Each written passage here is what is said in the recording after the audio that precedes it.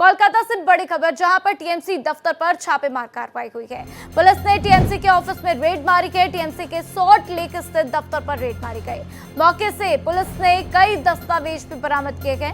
100 से ज्यादा आधार कार्ड भी जब्त किए गए हैं। तो जमीन खरीद फरोख्त के भी कई दस्तावेज बरामद किए गए। तो देखिए किस तरीके से टीएमसी के ऊपर ये बड़ी कार्रवाई होती हुई और टीएमसी के दफ्तर में रेड मारी गई है। तो देखिए कुछ दिन पहले हमने देखा था चुनावों के दौरान किस तरीके से कुछ दस्तावेज जलाने की भी जानकारी मिली थी कि कुछ दस्तावेज टीएमसी कार्यकर्ता जलाते हुए नजर आए थे, क्योंकि उनको कहीं ना कहीं ऐसा संदेह था कि आने वाले वक्त में अगर सत्ता पलट गई, अगर टीएमसी की सरकार चली गई, बीजेपी सरकार में आ गई, तो जरूर उनके ऊपर कार्रवाई की जा सकती है। और देखिए इसी बीच ये जानकारी कोलकाता से, जहां से ये एक्सक्लूसिव तस्वीरें भारत एक्सप्रेस आपके साथ साझा करता हुआ, आपको बता दें कि 100 से ज्यादा आधार कार्ड वहां से बरामद किए गए हैं। इस खबर पर ज्यादा जानकारी के लिए अतुल यादव मेरे साथ जुड़ चुके हैं। सीधा उनका रुख करते हैं। अतुल, क्या कुछ अन्य जानकारियां हैं? क्योंकि देखिए आधार कार्ड बरामद किए गए, कुछ दस्तावेज बरामद किए गए हैं, और क्या क्या अन्य जानकारियां वहां से मिलती हुई?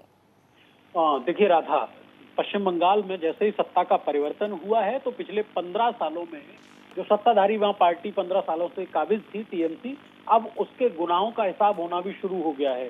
इसी क्रम में आज कोलकाता में विद्यानगर जो पुलिस स्टेशन है, उसने टीएमसी के सॉल्ट लेक दफ्तर में छापेमार कार्रवाई की है। ये छापेमार जो कार्रवाई हुई है वो एक सटीक सूचना पर हुई है। किसी मुखबिर ने ये सूचना दी थी कि टीएमसी का जो दफ्तर है उसमें तमाम फर्जी आधार कार्ड रखे हैं। इसके अलावा तमाम जमीन की खरीद फरोख्त के कागजात वहां रखे गए हैं, जिसमें कई जमीनों के सरकारी होने का भी दावा है। तो इसी क्रम में जो पुलिस है वो वहां पहुंची और उसने छापेमार कार्रवाई शुरू की। तो 100 से ज्यादा आधार कार्ड वहां से बरामद किए हैं पुलिस ने, अब तक की जो सूचना है।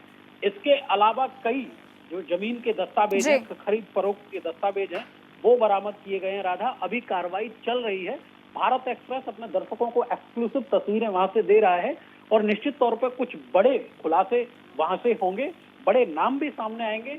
इस खबर में अब तक जो अपडेट है, 100 से ज्यादा आधार कार्ड बरामद होने का है, कई कागजात बरामद होने का है, लेकिन छापेमारी चूंकि अभी बंद नहीं हुई है, तो आगे और भी तथ्यात्मक चीजें निकल के सामने आएंगी। जी बिल्कुल अतुल, और देखना होगा कि आगे और क्या क्या बातें सामने आती हैं। लेकिन साथ ही अतुल, अगर आपको याद हो तो कुछ दिन पहले ही हमने देखा था, कुछ खबर सुनाई थी दर्शकों को कि कुछ दस्तावेज जलाए गए थे टीएमसी कार्यकर्ताओं की तरफ से। वो दस्तावेज क्या थे? क्या उनका इससे कनेक्शन है कोई, और इसी सिलसिले में रेड मारी गई है?